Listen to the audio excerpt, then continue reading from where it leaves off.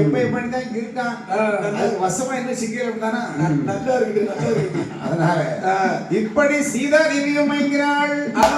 மயங்கி நிலையில இருக்கின்ற போது தோழி பெண்கள் எல்லாம் பார்த்தாங்க. ஏமா சீதா தண்ணியாவது குடியம்மா, கொஞ்சம் உத்தரபாகாவது போடு, ஒருபடி சோறாவதுன்னு சாப்பிடமா ஏமா, ஒரு வரி வரிய ஒரு படியா வரிய எனக்கு பிடிக்கல, ஒண்ணுமே பிடிக்கல, ஒண்ணுமே வேண்டாமா அப்படி என்று சீதாதேவிற்கு நிலை கண்ட தோழி பெண்கள் 2 பேர்கள் ஓடோடி வந்தார்கள். ஜனகராஜனுடைய முன்னாலே வந்தார்கள். மன்னா, ஜனக மன்னா, உங்கள் மகளுக்கு வந்ததே ஆபத்து. என்ன ஆபத்து? நாங்கள் வந்தாடும் ஏடையை விளையாடி கொண்டிருக்கின்ற போது சீதாதேவி அடிக்கும் வந்து எங்கேயோ சென்று மீண்டும் யானையுடைய மேல வந்து விழுந்ததுனாலே உங்க பிள்ளைக்கு ஒரே மயக்கம். என் பிள்ளை என்னடி பண்ற சாப்பிடல? ஐயோ, நான் எவ்வளவோ முயற்சி பண்ணி பார்த்தோம், எவ்வளவோ முயற்சி பண்ணி சாப்பிட சொல்லியும் அன்னம் தண்ணீர் அருந்தவில்லை.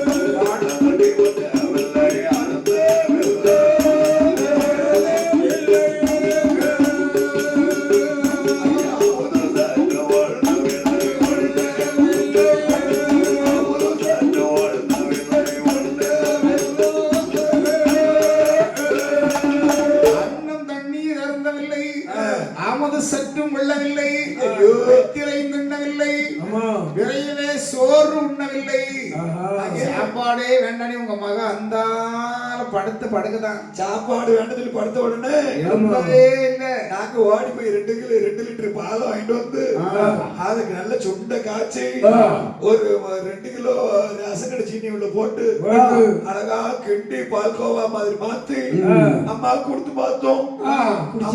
அம்மா திக்க வரல, குடிக்க வரல. யாரு எதை நெஞ்சிய வீணா பெயரப்பட அதே கவர்மெண்ட் சொத்து அப்படி நான் தான் தின்னையா. அவள் தின்னுட்டியோ? சுகர் வந்துடாம பாத்துக்க, அது வராது. இந்த சீனியை போட்டுதான் நிறைய சுகர் ஆகி போச்சு. இந்த கருப்பு கட்டி பயனில நடமாட வேண்டிய ஒருவருக்கும் சுகர் கிடையாது, பிரஷர் கிடையாது. இந்த சீனி என்னைக்கு வந்துச்சோ அன்னையில இருந்து அன்னைக்கு குடிச்சா சுகர், பிரஷர், உப்புன்னா கண்ட கண்ட வியாதியா வந்து 3 வந்து உலகத்துல நிறைய பேர் ரொம்ப சங்கடப்பட்டுக்கிட்டே இருக்கு. இதுக்கு தீர்வு கிடையாது தம்பி, அது கிடையாது. நிறைய விளம்பரம் போடுறானே, சக்கரை நோய்க்கு மருந்துங்க, உப்பு ஏரிக்கு மருந்துங்க, பிரஷருக்கு மருந்துங்க, அதெல்லாம் கேட்குமா? எல்லாம் அவங்க விளம்பரத்துக்கு போடுறது. எது நடக்கணுமோ அதான் நடக்கும். ஆமா, பூசாரி பார்க்கும்போது மங்களகரமா இருக்கு. 2 பூசாரி நல்லா அமைஞ்சது, நல்லா அமைஞ்சிருக்கு. பூசாரி அமைஞ்சது பட்டு நல்லா இருக்கு, பட்டு நல்ல வசமா போட்டுருக்கான். அவன் வந்து சிரிப்பு பாரு, முகத்துல கலை இருக்கணும் இல்லையா? கலை வந்து தாண்டவம் ஆடுது. பூசை பண்ற பூசாரிக்கு முகத்துல கலை வந்துட்டு சொன்னா சாமி கலையா இருப்பாரு இல்லையா? சாமி கலை இருப்பாரு. சாமி முன்னாடி நமக்கு கலை தானா வந்துடும், தன்னால வந்துடும். இன்னைக்கு ஏன் கலையா இருக்காது தெரியுமா? ஏன்னு இன்னைக்கு சுருள் எடுத்துட்டு வந்த உடனே பூசை நடக்கும், நிறைய கூட்டம் வரும். ஆணிக்கு கொஞ்சம் வசமா கிடைக்கும்னு சொல்லி அவர் கலையா இருக்காரு இன்னைக்கு. அதை எக்கு பேட்டி லூஸ் பண்ணி போட்டிருக்காரோ? ஆமா, தூக்கி சொருவதுக்கு வாய்ப்பா வச்சிருக்கான். ஓ சரி சரி, வேற ஒண்ணும் இல்ல. அதனால சரி, அப்படியானால் உங்கள் மகள் மயங்கிய நிலையில இருக்காங்கன்னு சொன்னதுதான் தெரியும். ஜனகராஜனுக்கும் வந்த கவலை சொல்ல முடியாது. அதானே அவருக்கு இருப்பது ஒரு மக தானே. ஐயா, நம்ம பிள்ளை என்னாச்சு தெரியலையே என்று பதறி அடித்து ஓடாடி வந்தார் மன்னன். சரி, மகள் சீதாவை வந்து பார்த்தார். மகள் இதுக்கு நிலையை கண்டார். எனது அருமை மகளே சீதா, ஏனம்மா இப்படி இருக்கின்றாய்? உனக்கு மறக்க வேலை வருவதென்ன?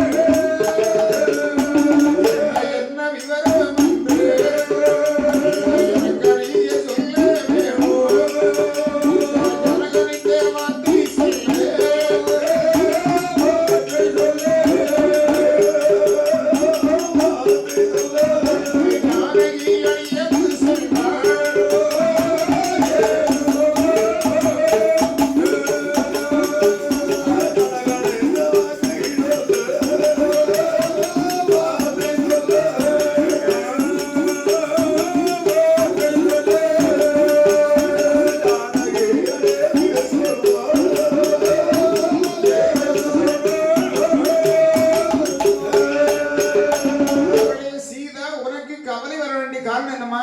கவலை எனக்கு ரொம்ப பெரிய கவலைப்பா. இந்த அளவுல ஒரு நாள் இருக்க மாட்டியே. உனக்கு இதனால் வரை எந்த குறையும் வைக்கல. முத்தைக்கு ஒரு மகள் அரசனுடைய மகள் சொல்லி எதை கேட்டால் வாங்கி கொடுத்தேன். எந்த சிறப்புகள் செய்தா வேணாலும் செய்து வைக்கிறேன். சரி, அப்படிப்பட்ட உனக்கு ஏம்மா இருந்தார் போல் கவலை வந்தது? ஏப்பா நீங்க இது வரைக்கும் நான் கேட்டதெல்லாம் வாங்கி கொடுத்தீங்க. ஆமா, இல்லைன்னு ஒரு நாள் சொன்னது இல்ல. ஒன்றுக்கு வழி இல்ல, குழுலையா லோன் போட்டாவது வாங்கி தருவீங்க.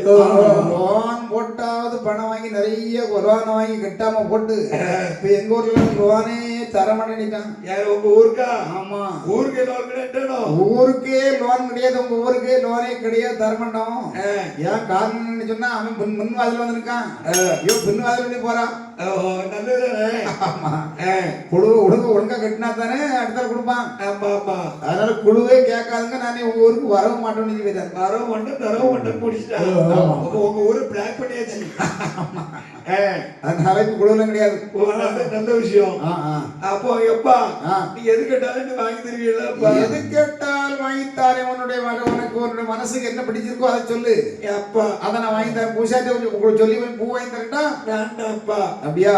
அப்போ என்ன, எனக்கு இப்ப சேடிகளே பிடிக்கலப்பா. சேடியர்களை பிடிக்கலன்னா 60 சேடியர்கள் எல்லாருக்கும் 1 2 3 பேர் இருப்பாங்க.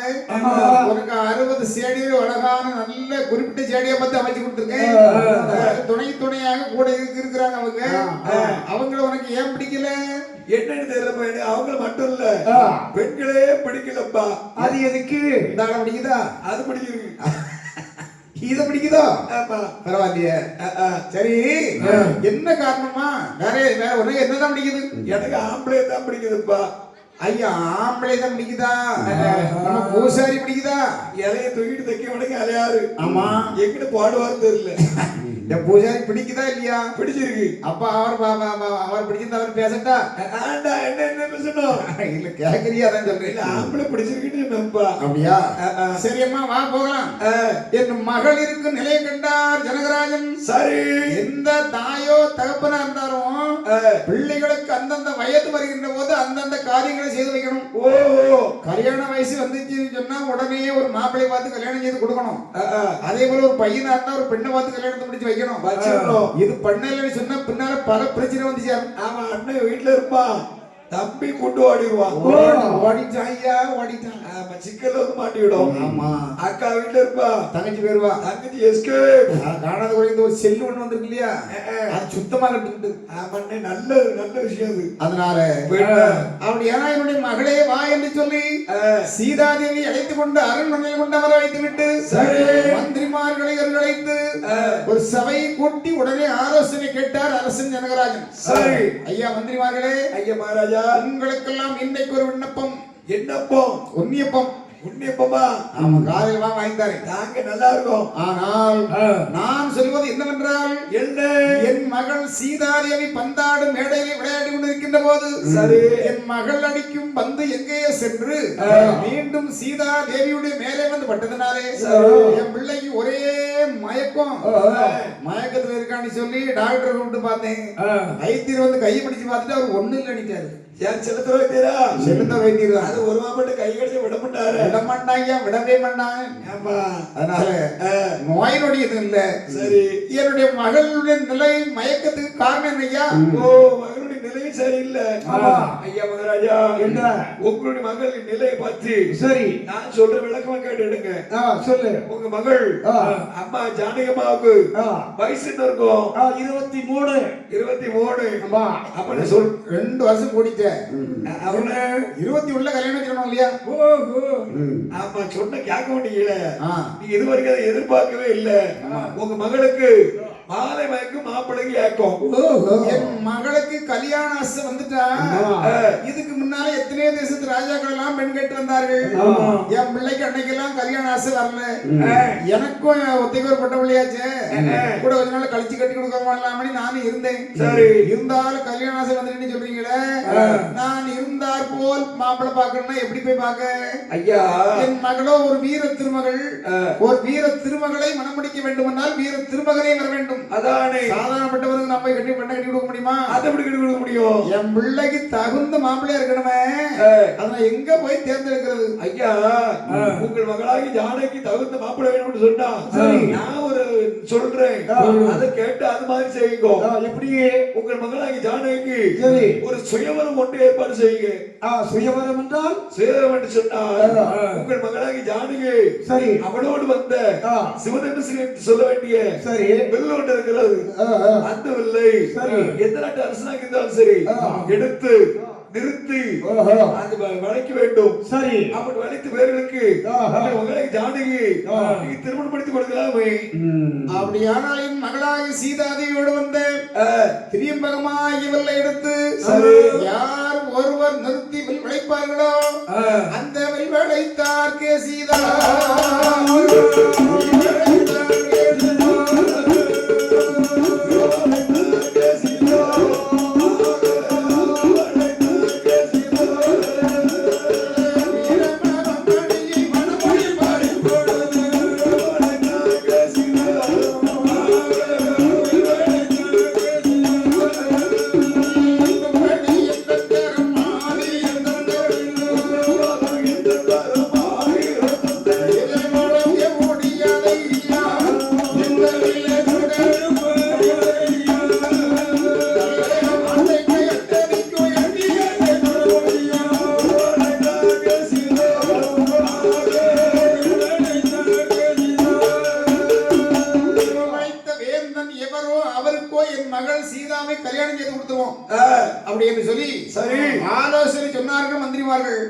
உடனடியாக மன்னன் அதுக்கு சம்மதித்து உடனடியாக ஒரு விகிதத்தை எழுதி அதில் படலம் வரைந்தார்கள்.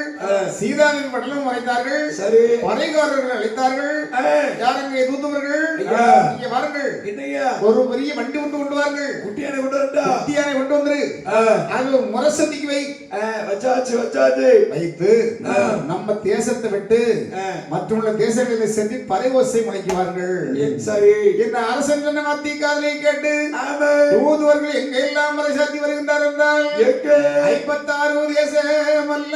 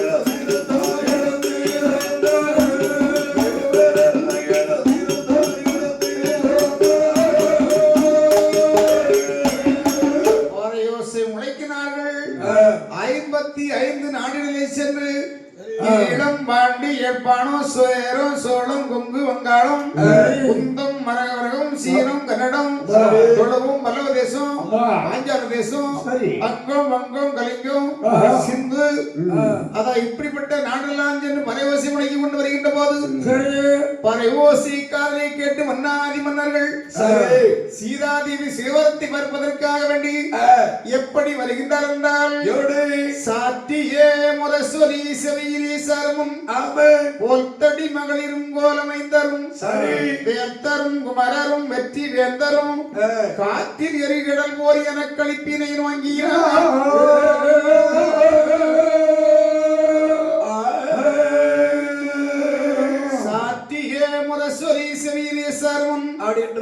பறை கொண்டு வந்து அடித்தார்களே தூதுவர்கள், இந்த பறைவோசையை காதலியை கேட்ட உடனே சரி. சீதாதேவி சுயவரம் கேள்விப்பட்டு சரி. இந்த கல்யாணத்துக்காக யார் யாரெல்லாம் வர்றா தெரியுமா? யார் யாரெல்லாம்? ஓத்தடி மகளிர் கோலமைந்தரும் யாரு? தடிக்கம்பை ஊன்றி வர வேண்டி வயதான தாய்மார்கள். ஓ, வயதான பாட்டிமாரெல்லாம் வராங்க. ஆமா. சாப்பாடு கல்யாணம் முடிஞ்ச பிறகுதானே வைப்பாங்க. சாப்பிட போறது இளவட்டங்கள் எல்லாம் போகும். வயிறு பசி ஆயிட்டு நேரம் ஆயிட்டு கேசரி முடிஞ்ச விடாது, சாம்பார் முடிஞ்ச விடாது போகும். ஆனா வயதான ஆட்கள் ஏன் போவாங்க தெரியுமா? கல்யாணம் விட்டு அவர்கள் வாழ்ந்து முடிந்தவர்கள் இனி வாழ வேண்டிய சந்ததிகளை வாழ்த்துவதற்காக போவாங்க. ஓ, அவங்க தான் மனதார வாழ்த்துவாங்க. இந்த பொண்ணும் மாப்பிள்ளையும் நீடோடி வாழுங்க, நல்ல சந்தோஷமா இருக்கணும், தீர்க்க ஆயுளா இருக்கணும் அப்படி சொல்லி வாழ்த்துவாங்க. மனசார வாழ்த்தணும். வளர்த்தினாதான் அந்த தம்பதிகள் நல்லா இருக்கும். சரி. சிலம் மூச்சு விட்டுட்டு இருப்பான். அம்மாடி, பொண்ணு எவ்வளவு அழகா இருக்கா, நம்மளும் ஒரு பொண்ணு கட்டிச்சிருக்கோம் கூவ மாதிரி அப்படி மனசு நினைச்சுக்கிட்டே வருவான். அது விளங்குமா? இப்படிப்பட்ட வாழ்த்து எப்படி இருக்கும்? நடத்தவே கூடாது. இப்படித்தால் கோல்தடி மைந்தர்கள், கோல மைந்தர்கள், கல்யாணமாகாத வாலிபர்கள் அவர்களும் வரிசையா வரிசையா வர்றாங்க. சரி. அதோடு வீராதிபதிகள், சரி, வீர மார்த்தாண்டர்கள், மன்னாதி மன்னர்கள், மகுட முடி தெரித்த வேந்தர்கள் அனைவர்களும் எழுந்து எப்படி வருகின்றார் என்றால் நல்ல பந்தி பந்தியாக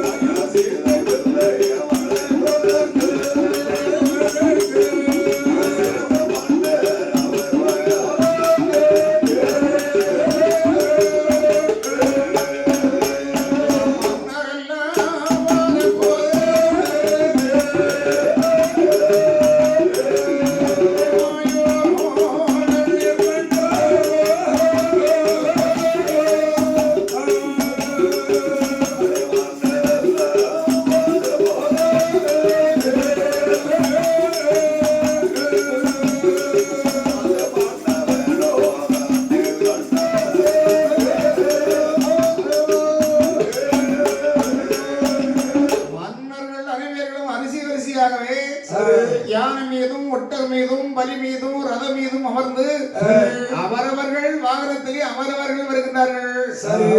இவர்கள் அனைவர்களும் வருகின்ற போது இது கண்டது யார் என்றால் யாரு? வடவால் மரத்தின் நிழலிலே அமர்ந்திருந்தாரே சுவாமி ராமன். ராமன் ஏறிட்டு பார்த்தார். ஐயா மகாமணி ஒரு விஸ்வாமித்திரனே, அதோ பாருங்கள், ராஜாக்கள் அனைவர்களும் வரிசையாக செல்கிறார்களே, எல்லாரும் எங்கேயே போறாங்க? அப்பா ராமா, இத்தாலி அரசர்கள் எங்கே போறாங்கன்னு கேட்கிறார். நாம் செல்ல இருக்கிறோமே மிதிலைவா நகரம். சரி. அந்த மிதிலைக்கு வேந்தன் ஜனக மகாராஜன். சரி. அவருக்கு ஒரே ஒரு புதல்வி சீதா தேவி என்று சொல்லுவார்கள். சரி. அண்ணவளுக்கு இன்று சுயவரம். அதுக்காக வேண்டி இத்தாலி தேசத்து அரசர்களும் சரி யானை மீதும் குதிரை மீதும் ரத மீதும் பல்லக்கு மீதும் தண்டில் மீதும் அணியணியா போறாங்கப்பா. அப்ப நாம போகலாமா? போலாமே. அப்படி இன்னும் மூவியர்கமாக இருந்து எப்படி வருகின்றார் என்றால் அந்த வடவன்னாரோ நீழல் கடந்து